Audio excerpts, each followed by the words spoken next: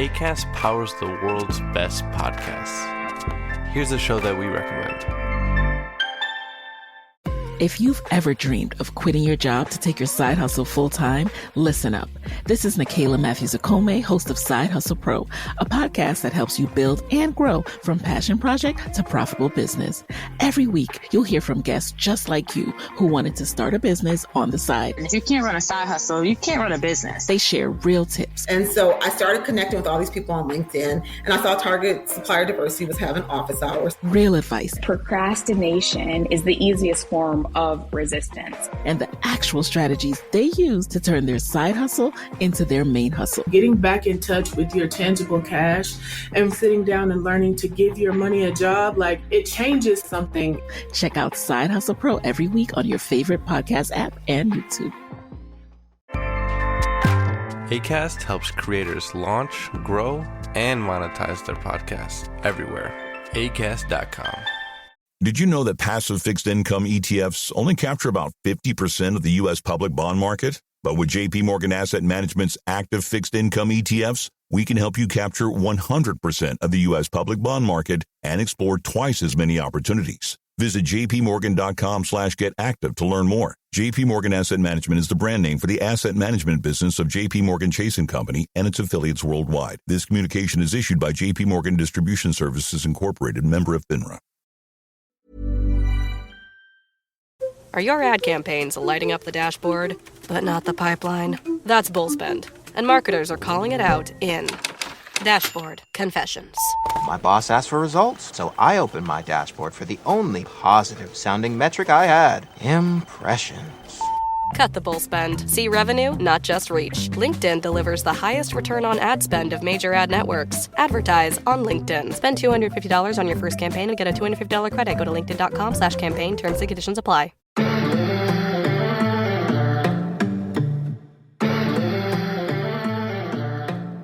Welcome, everybody, to Tech Magic. My name is Lee Keebler. I'm usually joined with Kathy Hackle, but she is out this week and will be back in the new year. But in the meantime, we have our longtime friend, ADM, Adam Davis McGee, whatever you want to call him. He is here with us again. We've got a very interesting show. This is actually this might be the show that wraps the year. This is, for me, this is the show. I'm so excited about this. We have a special guest interview. We're going to talk about that in a little bit. But there's just a lot going on. And normally during the winter time, as the winter sets in and we go into the holidays, the news gets a little light. But that hasn't been the case this year.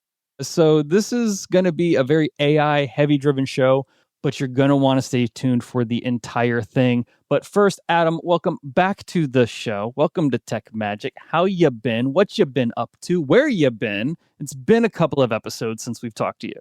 Hi, friends. Well, I know you missed me. I missed you all. Big hugs, big hugs. No, I've been good. You know, it's been the end of the year, just wrapping up, and I tell you, that Thanksgiving holiday dinner will wipe you out. It really does wipe you out. Yeah, how was your Thanksgiving? Was it good? Yeah, it was good. We traveled down to Houston, visit my wife's family, and yeah, I would say the word I'm using right now is at the end of the year is just maintaining, taking care of these little tiny humans in my jurisdiction. And yeah, I'm just happy, just grateful. I am full of gratitude. That's awesome. And we're glad to have you here. So there's been a lot that happened in the last week. And I think there's a need to kind of break down a lot of it in hardware, what's really going on. And almost entirely all of it focuses around AI. The first one that I want to dive into, because this is more of a warning than anything else. The news has broke that Crucial, which is a company that makes RAM for all types of devices, computers, whatnot, is making a pivotal shift at Micron, who is the parent company, to focus on making RAM specifically for large-scale AI. This doesn't sound like a consumer issue until you realize how much of the industry relies on Micron and their RAM manufacturing for devices. This will throw a couple of weeks ago, almost a month now, Valve, gaming company that releases basically all of their stuff is like PC-based gaming, released an announcement that they're basically building their own console. But this console is highly competitive because it's also running an operating system that you can modify. So imagine being able to modify like your Xbox or modify your PlayStation to play just about anything, but it still hooks up to your TV and functions like a video game console. Everyone in the gaming industry gets really excited about this. However, they don't release a price. There's no price announcement. And everyone's kind of wondering why, including myself. I think a big part of this is because we're seeing chip manufacturing switch over to large-scale AI development, and we don't know what these things are going to actually end up costing. And then with the announcement of something like Crucial basically pulling out of the consumer market, if you're building a PC right now, you already know what I'm talking about. But if you're looking at buying like a game console, you don't have a clue what I'm talking about right now because game consoles, yeah, they're a little bit more expensive, but we haven't felt the pinch. This next year is going to be rough when it comes to consumer electronics and gaming because without RAM, that stuff doesn't work.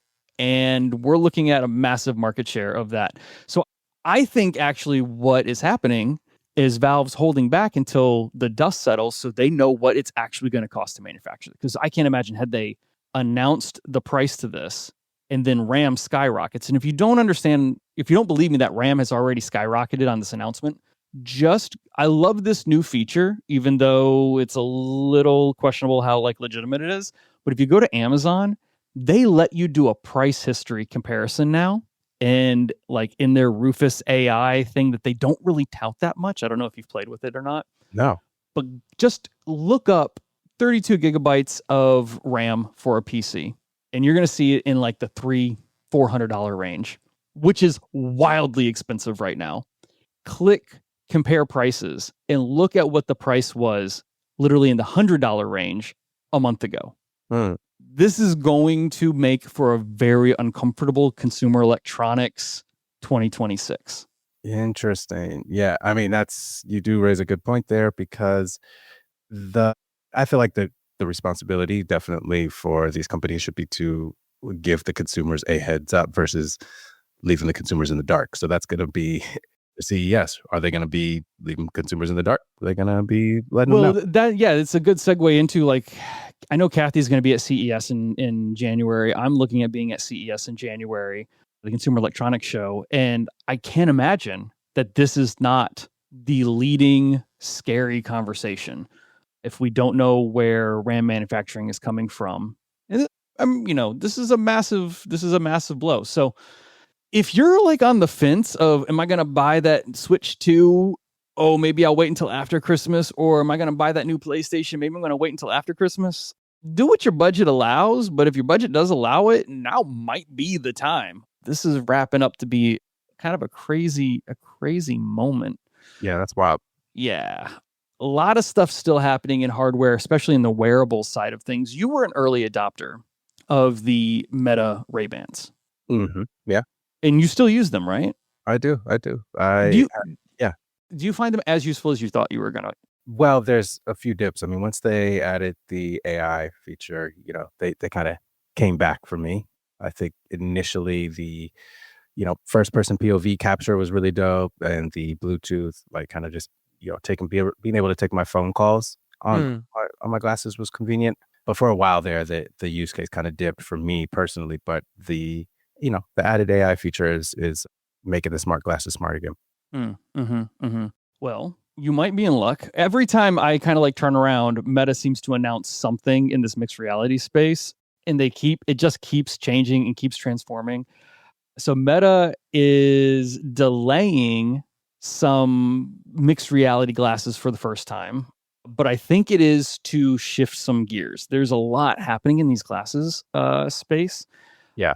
And so looking at something called Codename Phoenix now is being shifted from what was supposed to be mid-2026 to the first half of 2027. Not a huge push.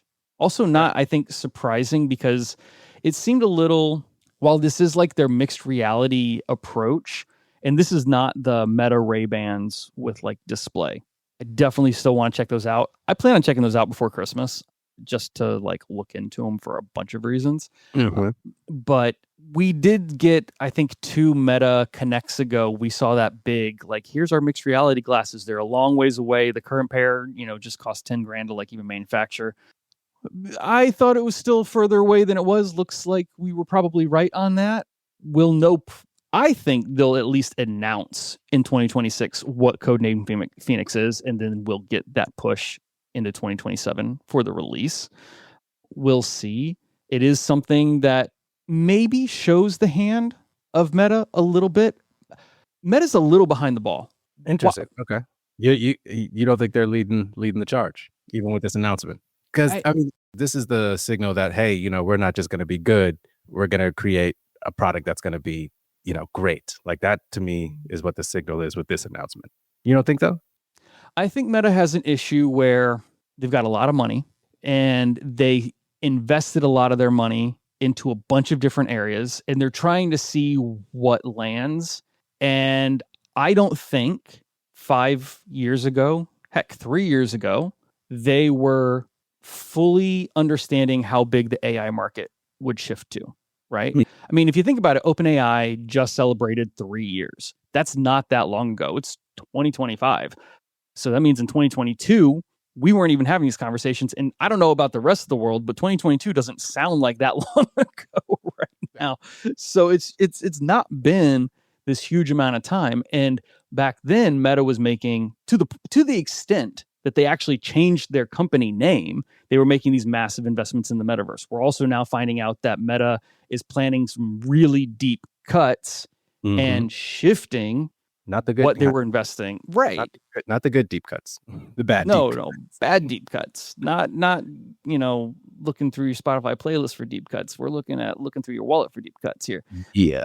And moving some of that money out of the metaverse space, which to me rings with mixed reality, VR, all of the other stuff, not just Horizons, and moving it into that AI space. Because as you said, and I think it was really telling, your interest in your own pair of Meta Ray-Bans kind of fell off until they brought the AI part of it back into it.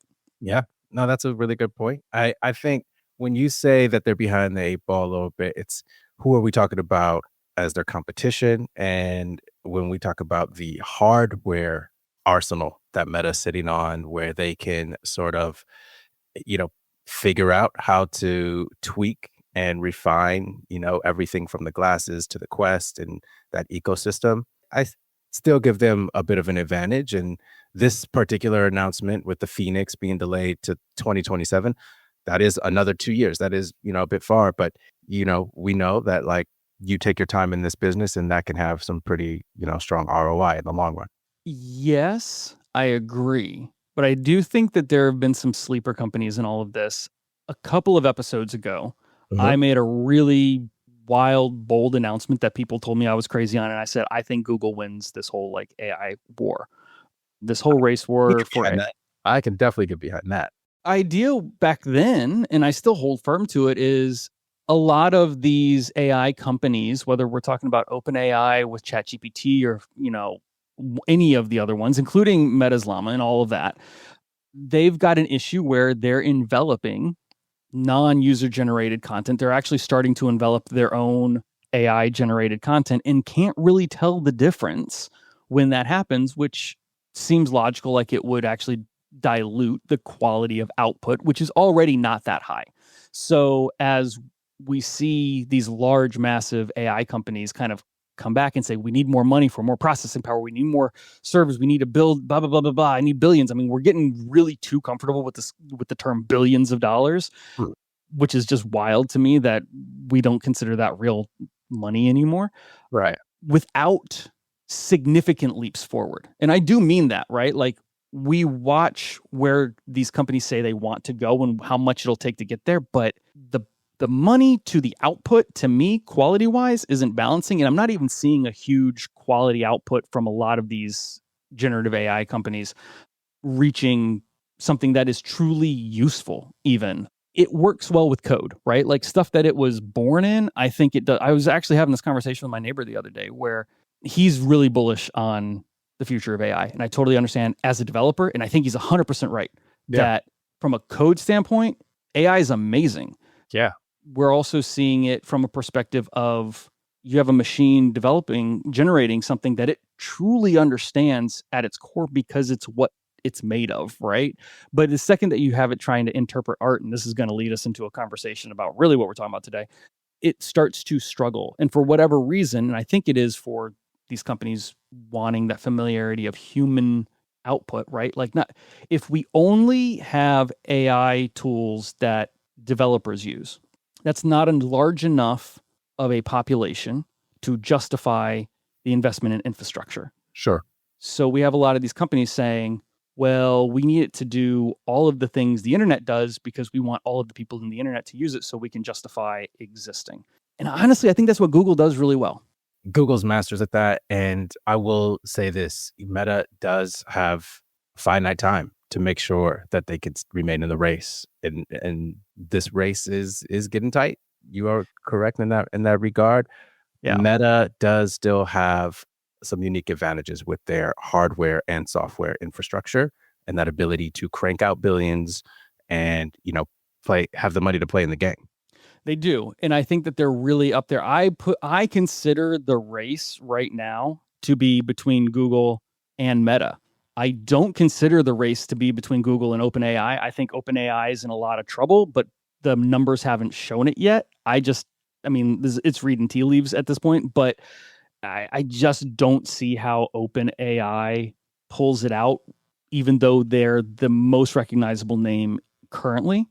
Microsoft has had a real issue with like forcing Copilot into their operating system, and Windows 11 is getting a lot of flack for being too forced AI when it just needs to be an operating system. Don't really have dog in that race, as I didn't switch over to Windows 11. I actually went from my Windows 10 machine and converted it to a Linux machine and just moved everything over there, because what I was doing on my PC and not my Mac could be done on a Linux machine. And so I just skipped Windows 11 and moved it all over there. And a lot of that goes back to Valve being really good at porting their gaming into a Linux environment. It all comes full circle, right? It's like all related at the end of the day. So what I was getting at is, when it comes down to these major companies that do have the funds to do this, and they also have the ability to pull cleaner data, I am looking at this being Google versus Meta. And Meta, in that sense, does have a head start in many ways. Hardware being one of them. Not that Google doesn't have a background in hardware. They do. Right. They absolutely do. But I think they had a home run with the Meta Ray-Bans. And this is actually breaking news as of today. Google is announcing their own wearable glasses, just like everybody. And this is Kathy and I had this conversation. She's really into her fashion of like, oh, it'd really be great to see, the Apple work with this high-end fashion brand. And we never really considered Google, because they had a problem with Google Glass in 2014. I kind of thought they might be a little gun shy getting back into like the wearable glasses game. But who do you think they announced this with? This is such a low-key power move that I don't think people will take seriously, but it's brilliant. Ooh, so this just came out today. I'm going to have to go with, well, obviously it's not Ray-Bans. It's not Oakley. I left this out of the rundown just for this conversation. All right, tell us. Break it. Warby Parker. Warby Parker. Great move. Great move. Great move. That is like the cousin off in the corner at the reunion, wait to get These are Warby Parker. Like, if you just need a quick pair of glasses that work and look good and don't break your bank, Warby Parker is the brand to do it. So Great alignment. We've all speculated. There's no proof of this, but the speculation is abundant that there's a profit loss margin on things like the Meta Ray-Bans, right? That the technology for the price versus the technology that they're putting into it, and being able to get the Ray-Ban brand, if they're turning a profit, it's got to be razor thin, because the goal is to get people onto the system, right? Especially when you look at like $800 for like the Meta Ray-Ban displays. I know $800 sounds like a lot of money, but for the technology that is in that pair of glasses, that's shockingly low. Fair. Yeah, fair. But Warby Parker, that's a different game.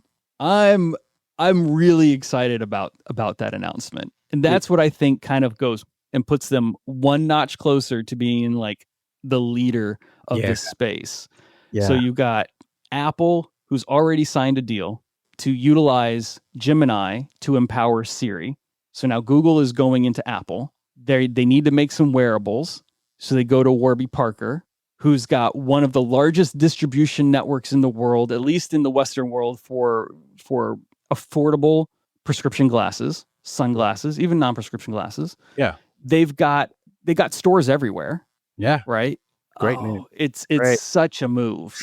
I love that news. That actually really it's delightful because honestly, man, I just the having the options too with the frames, the style, like I am gonna come in on the style, like with hopefully Kathy will champion this, but just the style and the swag of Warby is great too.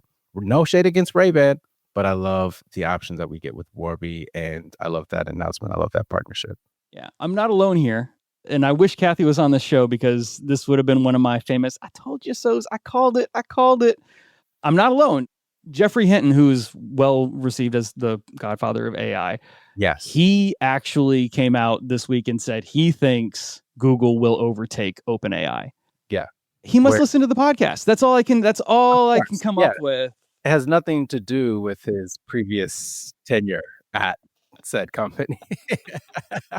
Nothing to do with that new $10 million institution endowment in his name. He must listen to the podcast. That's the only reasonable.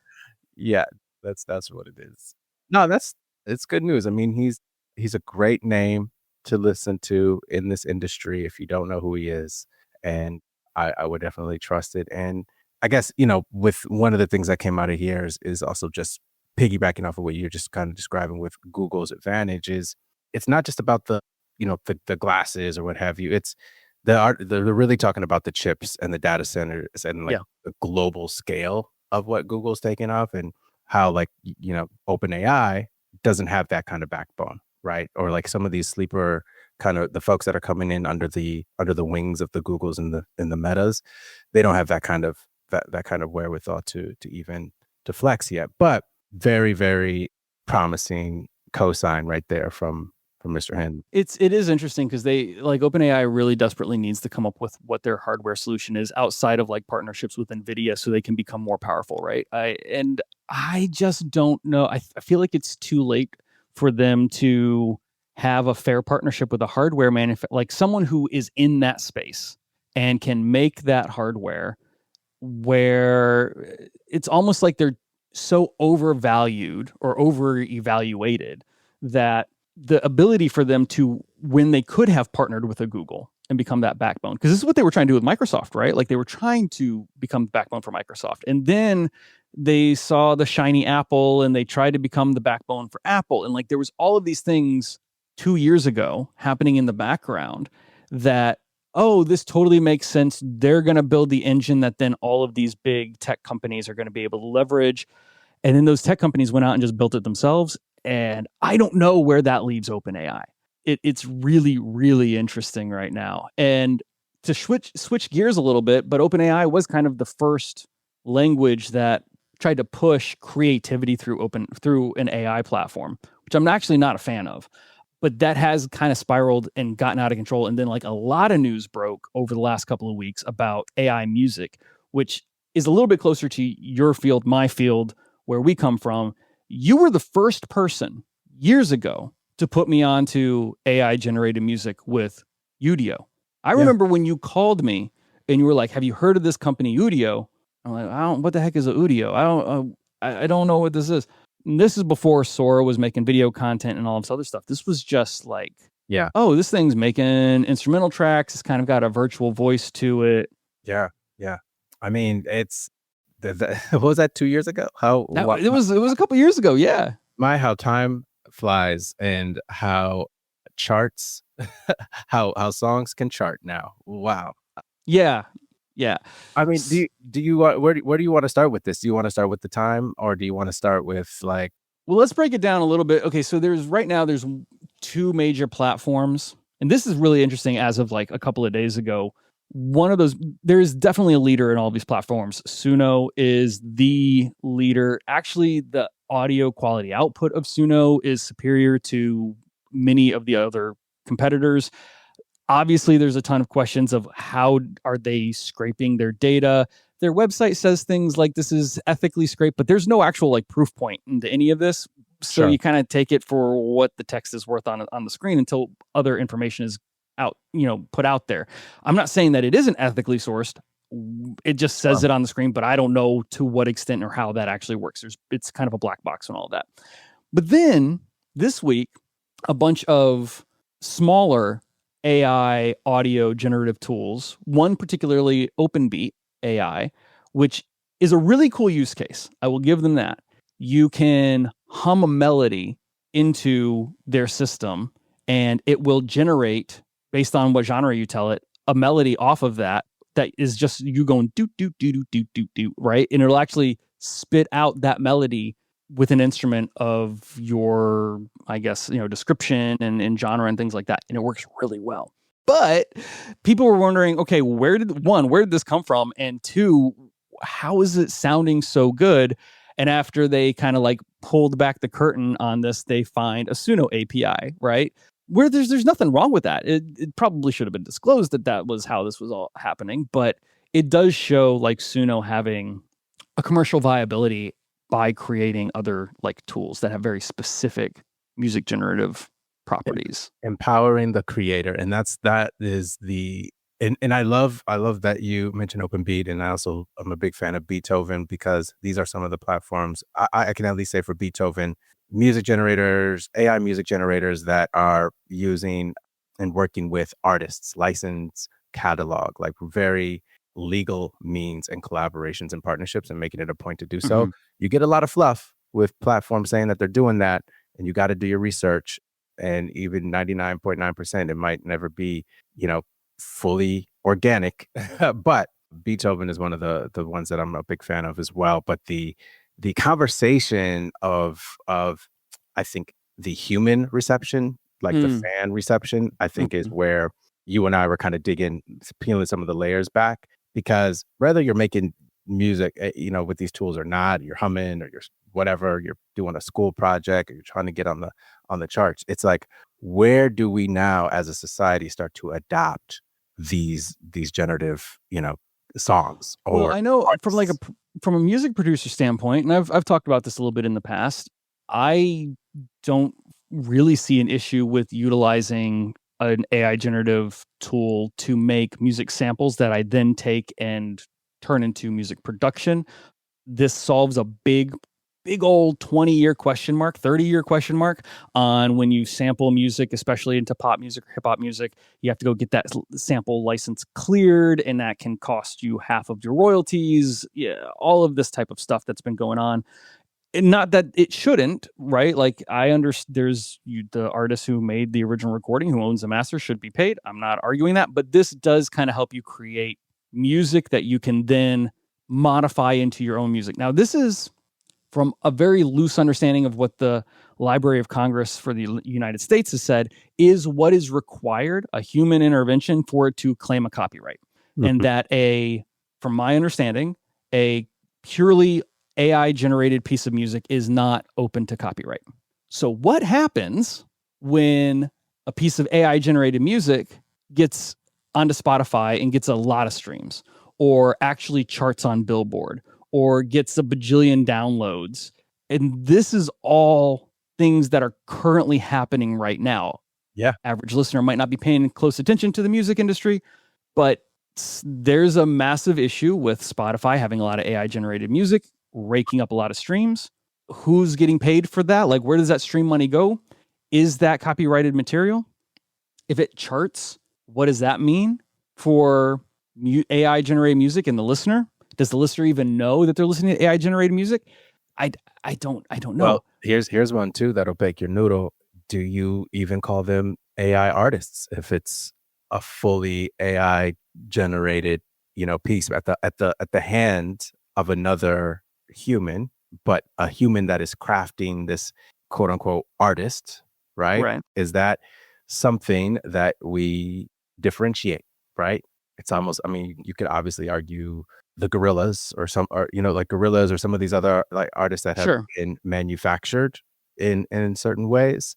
Do you feel like the AI artist tag. Is that fair, or does that flatten the value of the human artist? The gorillas are interesting as no one, their whole idea is they hide behind a persona of like animation or whatnot.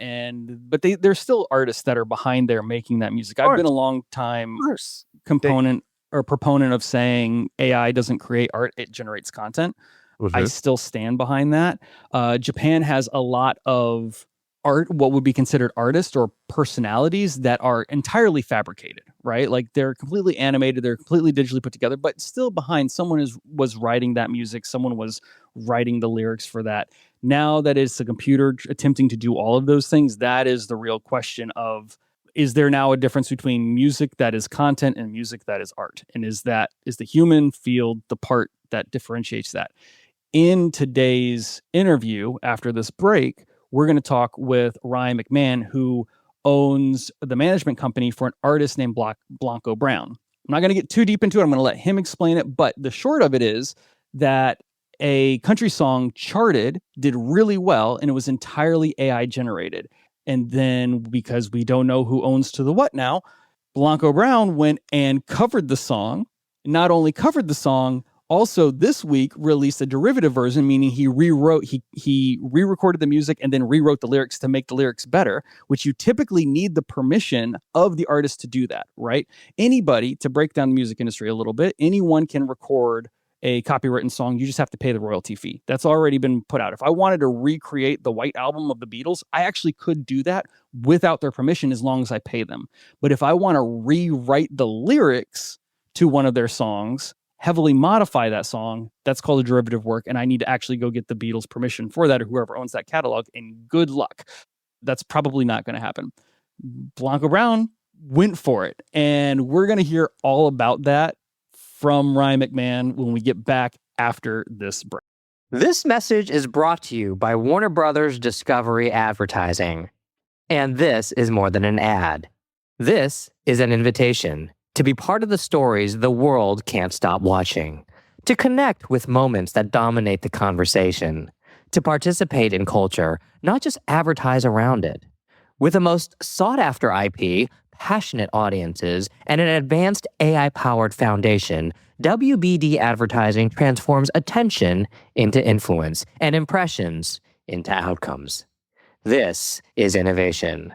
This is impact. This is opportunity. This is Warner Brothers Discovery Advertising.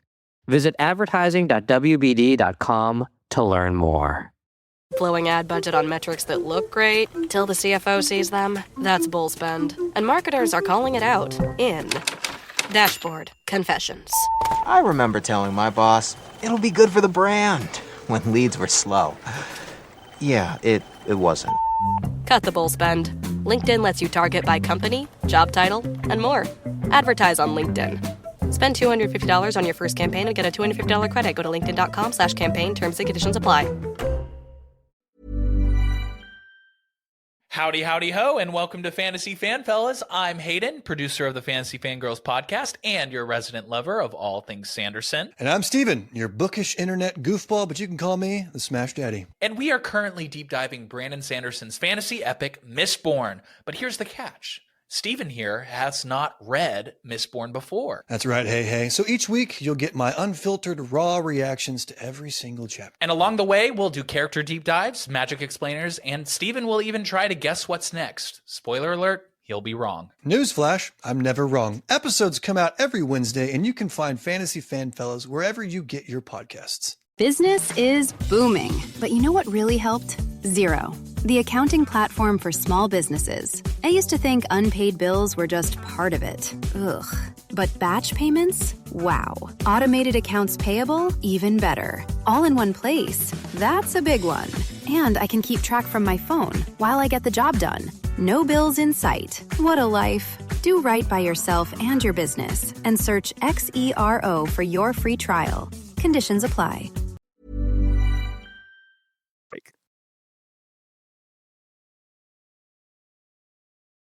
All right, and everybody, welcome back to Tech Magic, where we talk about literally all aspects of technology, whether it is virtual reality, immersive technologies, a lot of AI conversation.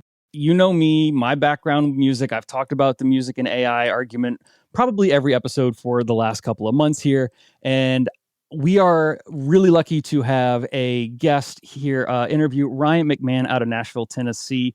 Ryan and I got introduced just a couple of days ago. And after a conversation, I was just like, dude, I have to have you on this show because I feel like we're aligned in many ways. You made me also question some of my own personal opinions in our conversation, but you have an amazing background and you're currently in the middle of doing something that has gotten quite a bit of buzz.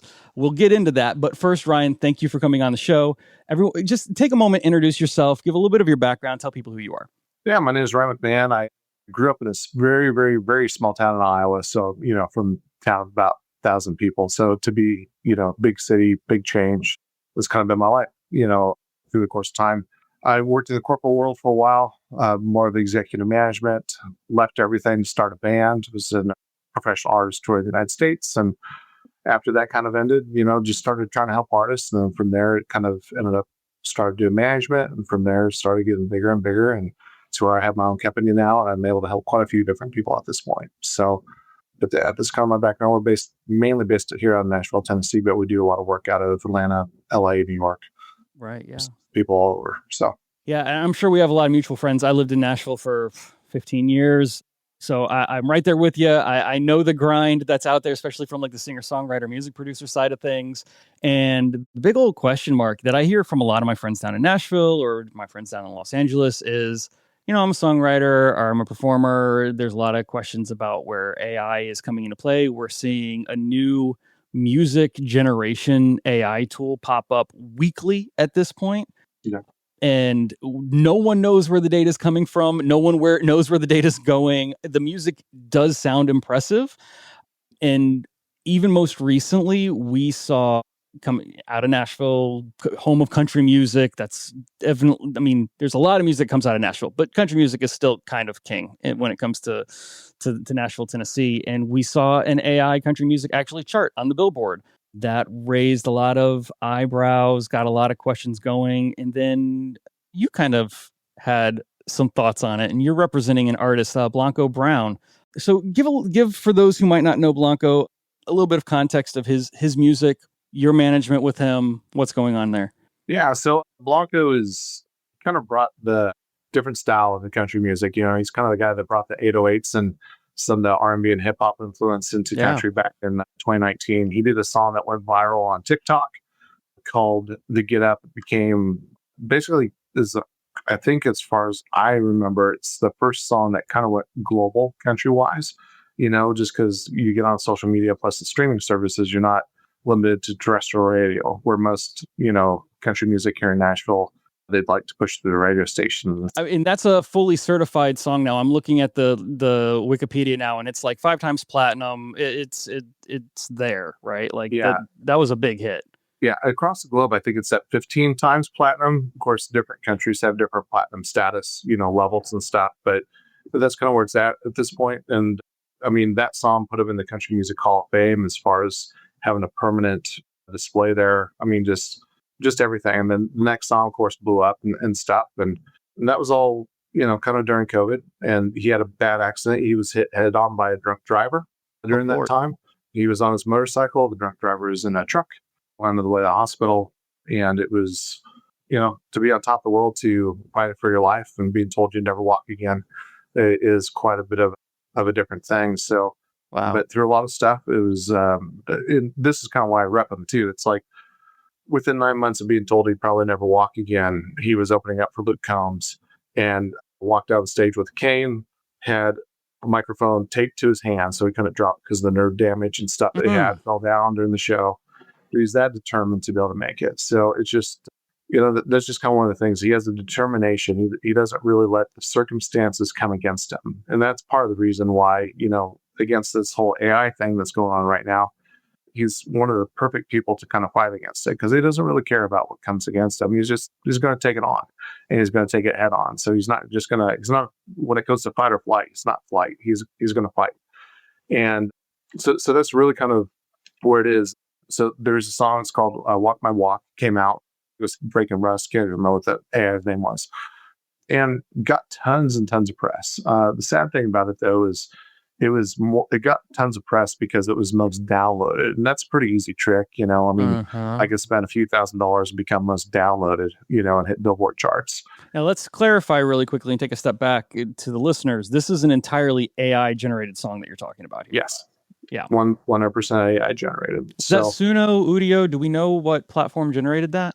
Not exactly sure what platform. I don't think it was either one of those, though. Okay. So, but yeah, so with that whole thing, it's just, it's making all these headlines. Nashville's just trying to ignore it. And we've, being a Nashville's good at that. They ignore problems pretty good. I don't mean to beat up on Nashville, but they, yeah. And I mean, and really kind of the way that works is, I mean, I work with a few Black country artists at this point, and it's very hard to push them. And it's just the culture is different. I won't say that Nashville's like prejudiced against them necessarily, but it's just more of where they market their, the music to. They're not really thinking the different cultures and stuff. And so Blanco, he's had that. I mean, he's, multiple multi-platinum songs, and yet he doesn't get any love from Nashville. So that, so we kind of are just like, well, Nashville's not really talking about this. What happens if we do? Because he's not really scared of it. So, right.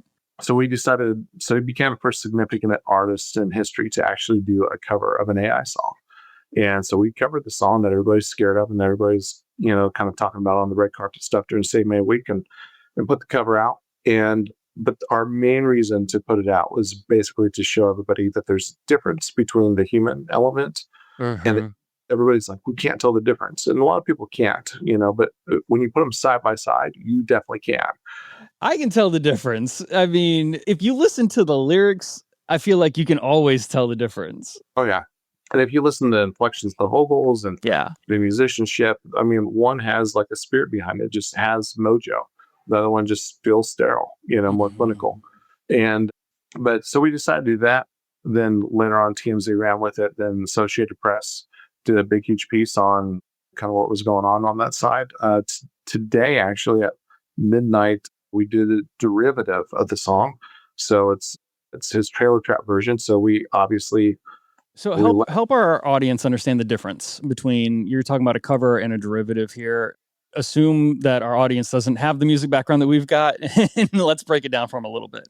All right, so cover, like anybody can release a cover. Like you can just go on and you can record somebody's song, you can release it online. There's a law, it's a compulsory license. Nobody can prevent you from releasing that cover of their song. Now, if you wanted to sync it to video, which we also did, which is also coming out, you have to get permission for that. But a derivative is when you take somebody else's song and you substantially change the lyrics or the melody line or both to the song. And then no longer is it their song, their artwork. So you actually have to get permission ahead of time to actually go and change that song before you can actually put it out. And so you have to negotiate a license and all that jazz. So our whole thing was... So how do you get permission from a machine? Well, you don't. So that's the whole entire scenario. It's wild, wild west when it comes to the AI stuff. And, while everybody else is out there saying, well, hey, like AI stealing from all the creatives and stuff. Blanco, and I were just chatting about it. And he just thought it would be a good idea, just go steal from AI. Take it back. Stuff and the cool thing about derivative, now Blanco wrote, the majority of the song of the derivative. So he's just claiming it as his work. So he's the one that wrote it. So, AI has been kind of more of treated as common domain with everything, public domain on stuff. So, yeah, we're just kind of taking it and seeing where it goes. And at the end of the day, Blanco, he doesn't mind if it goes to court, if we have to fight it that way. He wants to represent artists, Yeah, I kind of see arts. I could see a desire to force the conversation, right? One, court comes with a lot of discovery. So what happens when that, I've had a ton of questions, one about U.S. copyrights law when it comes to AI. And there has been some things passed down from the Library of Congress of, they feel like for AI, for a piece that has AI creation involved in it, it needs to have a substantial amount of human manipulation of whatever that content is to be eligible for copyright. Now, that, to my knowledge, has never been brought to court, has never been debated. It's just kind of something the Library of Congress said, and we're kind of not there in the argument yet. This sounds like if someone were to come out of the woodwork and say, well, I'm the one who generated that song, or it was my platform that I created to generate, like this starts that conversation if there ever comes a legal battle for it. Yep. So, and I mean, and it does start the conversation. And I don't want to speak on Blanco's behalf, Sure. on that side. It's just more of, he has his own rights reserved for, that type of stuff. But when it comes down to, everything here, nobody's talking about it. All everybody's doing is they're talking about how bad everything could be versus, and then the guidelines that they're trying to set are old school guidelines. I mean, AI is moving so fast that everybody, by the time that they're get done talking about something, think they have an idea, it's that war's already been lost. That battle's already been lost.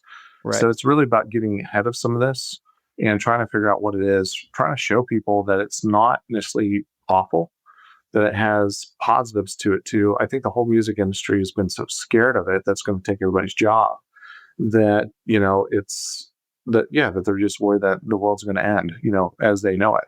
And it's not going to end as they know it. It's just going to change. It's like every single time there's more money in music than what there's ever been, in my personal opinion.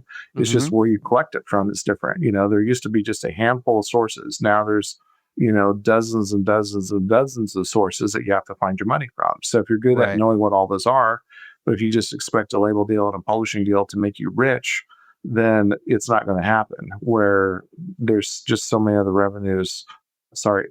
like income streams and, revenue options than what there were.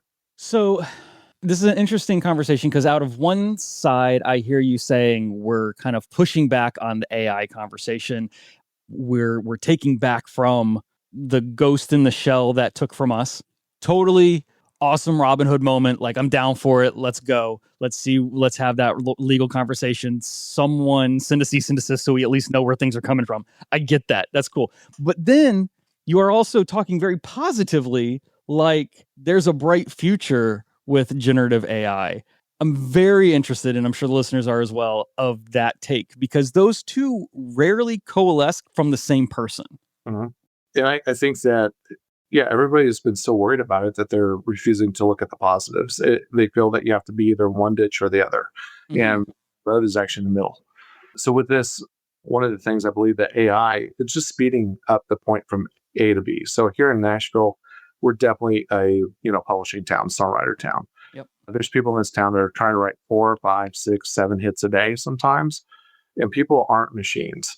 So if you look at Nashville, there was a YouTube video that came out probably 6, 7 years ago, maybe a little bit longer than that now, and literally just transposed a song to different keys and maybe sped a couple things up, but it's like probably 10 or 12 number one hits, and it was just the same song, and it was just because it's so much of a formula. So everybody has this formula that they're writing to, and that's the biggest problem. AI is better at formulas than what we are because that's what they're written on. So it's so really, whenever you're writing to a formula, you're not really creating art. You're just creating a product.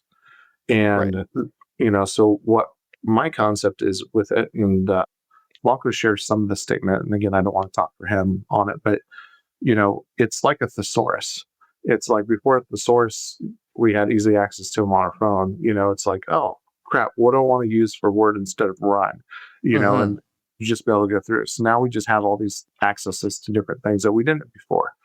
And so maybe it's like, oh, what happens if we change the tempo by, 30 BPM one way or another, or 10 BPM? Or what happens if we change the key? Like what happens if we change this from a major to minor just instantly, where you can get a vibe from, wow, this will translate so much better. Let's finish this out in a minor key instead of, spending the next 3 hours trying to rewrite the whole thing and kind of re-record it, in the DAW system to, into a minor key. Like you can do it in 30 seconds.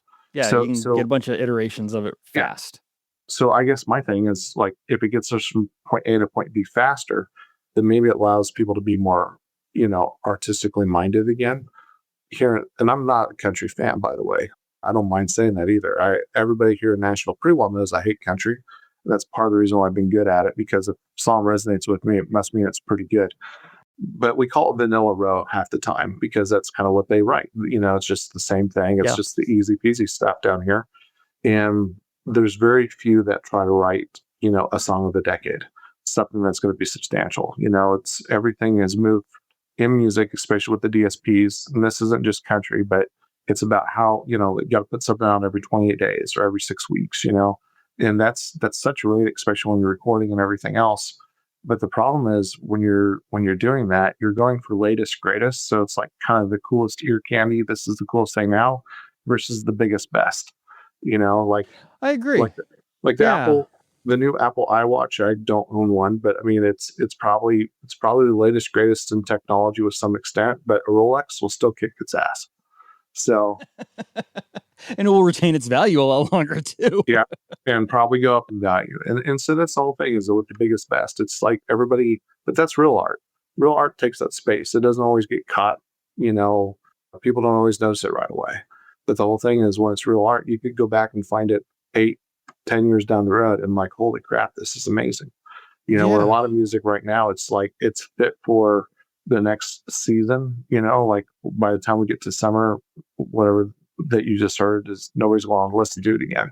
It does have kind of the formula of like fast fashion, right? Like this is out and it's not going to be out there for more than 6 months. If you're lucky, if it's more than 6 months, it's a smash hit. If it's more than 6 months, and it does sound really formulaic. Yeah, I think you're right. Like flash fashion too. If you're wearing something from 2 years ago, people look at you like, "Why on earth are you wearing that?" You know, and it's the same thing with music. It's like for some reason, music is no longer living as long as it used to. But the main thing for me is I just think that people, again, are just trying to go for the cool factor versus going for the quality factor. So they're not really creating art; they're just creating, you know, substance. So let me ask you this, and I'm sure this hasn't actually been a hurdle, but there's a lot of talk from the digital distribution companies. I'm in Portland, Oregon, where basically all the digital distribution companies live. Like they're all here. I don't know why CD Baby started a trend.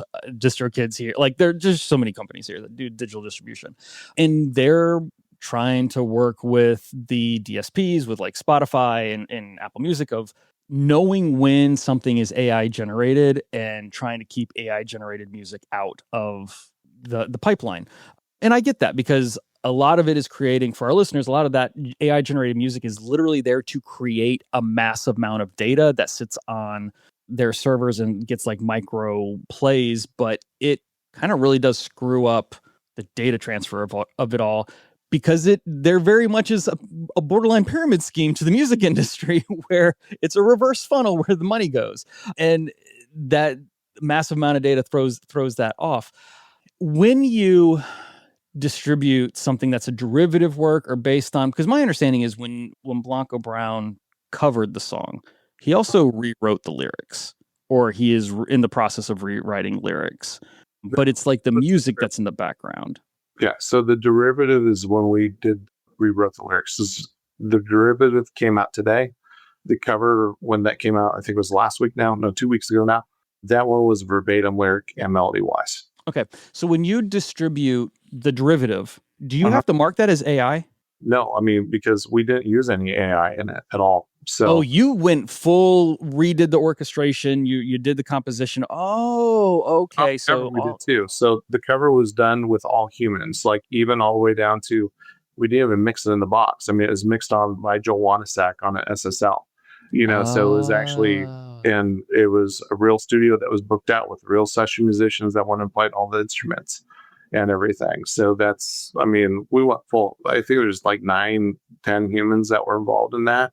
And we kicked AI's ass, just for the record. If you go listen to it, like you really should listen to Side by Side. It's like, it is night and day difference. Where can our listeners go take a listen to that? I mean, they can listen to it on Spotify pretty easy. It's both of them are up there. I mean, I hate to tell people go to Spotify, but that's what everybody has. So, but it's everywhere too. Apple, Amazon, Spotify, YouTube, wherever they want to go see it. But the derivative, that was today. That's where you change the lyrics. But yeah, there is actually nothing that requires you to say that you have to derivative. And that's a whole separate issue though, because like all these distributors that you're talking about that are trying to cozy up with everybody, all they have is just a check mark that says, yes, you own the rights to the music.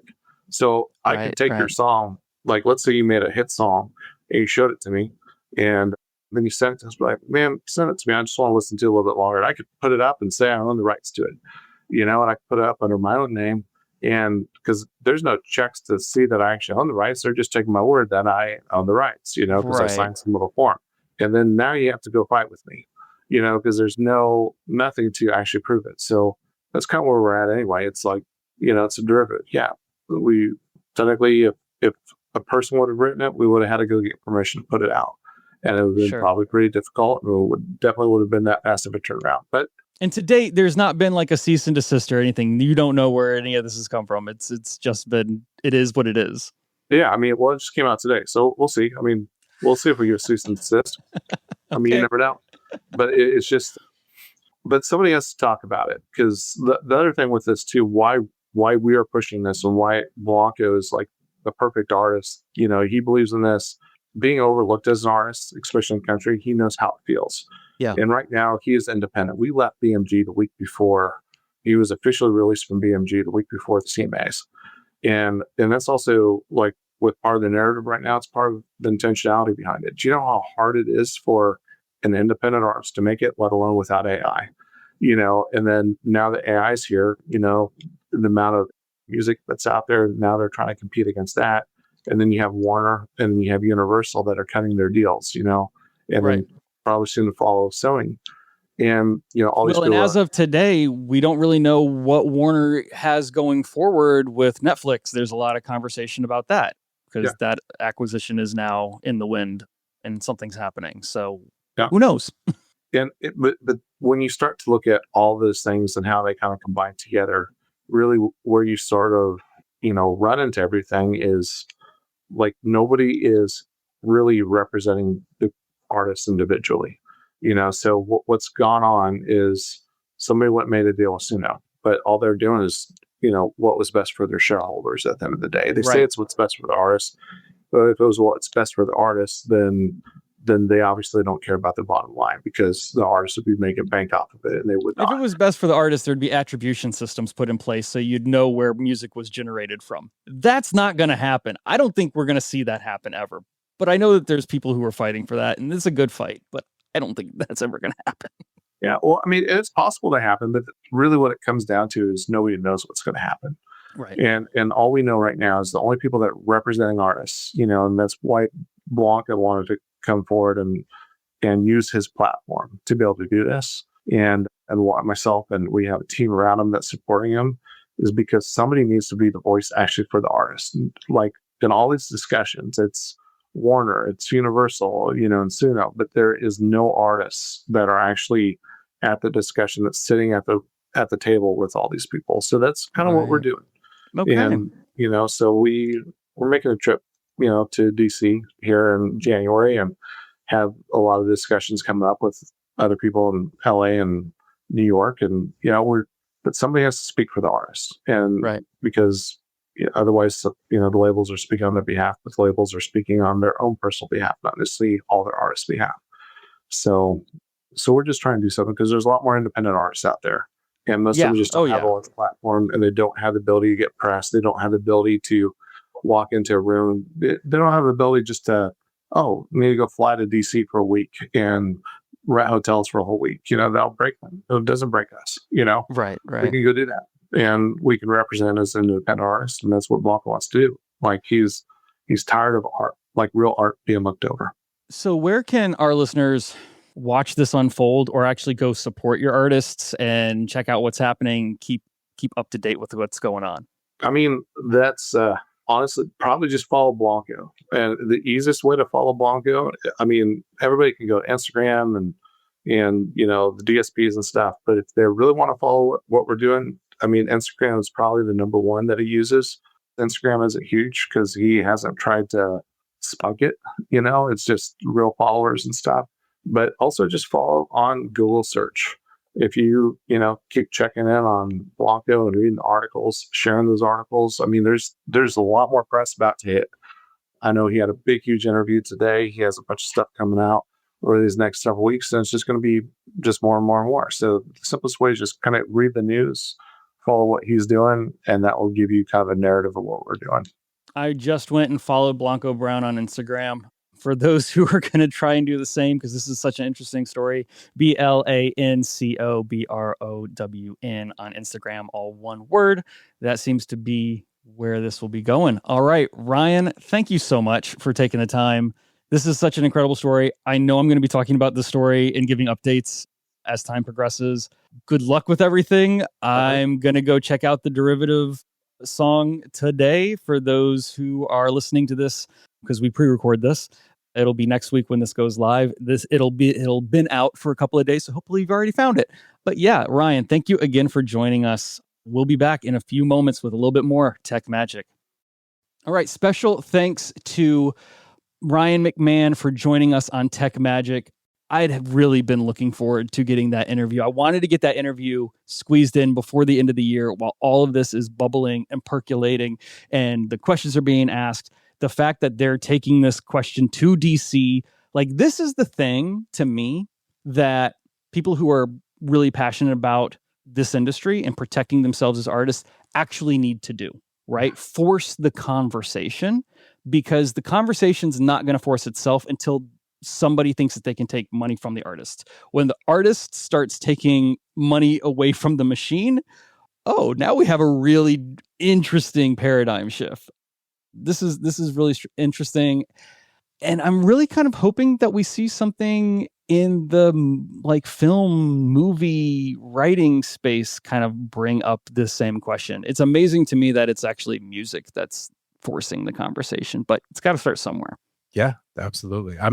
I'm so curious to see how the charting space, like Billboard and everyone, will start to respond to this and be on the hill or advocate or not. But yeah, we got some fun times ahead. With you being in Los Angeles, working heavily inside of film, and you do a lot of writing yourself, I know when Suno first came out, this was like a major hot topic. There was a lot of, people wringing their hands and worrying. Do you still hear that, or is it just kind of, we're not as worried about it as we were? Maybe this was a little bit of a false flag, or has it gotten worse? I think it's a little bit of both. You have, the warning shot has definitely been rippling through the industry, and people are still figuring out where they stand. And some people are still very anti and just are not going to adopt. And then other people are, I think the temperature check is 50-50, if I'm being completely honest still. But the overall consensus is, AI is being adopted one way or the other throughout different facets of the creative pipeline. People, I think, are just trying to figure out where their boundaries are now. They're trying to figure out where they're going to kind of personally draw the line. So yeah, it's still one of those things where you're hearing from both sides of the argument. No one knows what's going on. We're all flying blind here. Yeah, no, everyone is flying blind for sure. But it's really, I enjoy seeing it. I was so lucky to get invited to a talk with Jimmy Jam, the great producer, Jimmy Jam, Terry Lewis duo. If you don't know who he is, look him up. Produced all of Janet Jackson and just tons and tons of hits. But he kind of walked us through his eras of innovation, from like everything from the drum machine, right? Like, because he came up under like with Prince and that whole era and the adoption of the drum machine, and how the drum machine, was essentially the AI for the drummer, right? Like it's true. A lot of the conversations we're having right now we've had these conversations not only with the drum machine, but we had this conversation with cassette tapes, when people could start recording off of their own like radio back in the 80s. Like, we had this conversation. And then of course what you just mentioned, sampling, like he talked us through what it was like to, and he throughout his whole journey, and what he shared with us now all the way up to AI is just like, hey, have fun, be respectful, respect the artist, put the artist first, give the artist credit, don't steal, but like embrace and have fun and be creative with these tools, which I think is a big lesson. It's a big learning lesson. And he was on the front lines of it all. There's a lot happening right now where companies are trying to figure out how to prove an ethically sourced AI. Let me give you an example. I've been doing this like goofy little project on my Instagram where I'm just kind of like remixing Christmas songs that should never turn into like hip hop music and just releasing these little like tracks and stuff like that. Of course, but it's something to do during the holidays. But what I did notice is when I uploaded, I did 2 days so far. And on the first day, I got this question from Meta for uploading to Instagram. Do you approve for this music to be used to train our AI? It asked me. And I said no. And on the next day, I did it again. And I said yes. And when I tell you the post, they're of equal they almost look identical. They sound different, but they're of equal validity. When I tell you the post that I said yes to got 3, 4, 5 times the exposure. Of course it did. Now, I'm not saying, because I can't prove it, that yes or no did it, but that was to me the major outlier of, it's nice that they asked. No thanks. And then I got to thinking, it's like, well, what if I said yes? Yeah, it's going to get boost. It's going to get the boost. Of course. Yeah, there you go. There you go. And there's the algorithm that you're living in. You got to We're all trying to figure out the tech magic. There it is. And with that, thanks for tuning into Tech Magic, everybody, where we always invite you to come for the tech and stay for the magic. I'm Lee Keebler, here with Adam Davis McGee. Adam, let everyone know where they can find you. At Up and Adam, UPN, ADM, all across the board. All right. Special thanks, as always, to Adweek for bringing this show to you. Kathy, wherever you are in the world, hope you're having a great time while you're listening to this show. We look forward to your return. If you'd enjoyed today's episode, just leave us a review. Let us know your thoughts. We'd love to connect with you. Just search for Tech Magic, Kathy Hackle, or me, Lee Keebler, or Adam Davis McGee, and you will find us. We'll be back with more Tech Magic next week.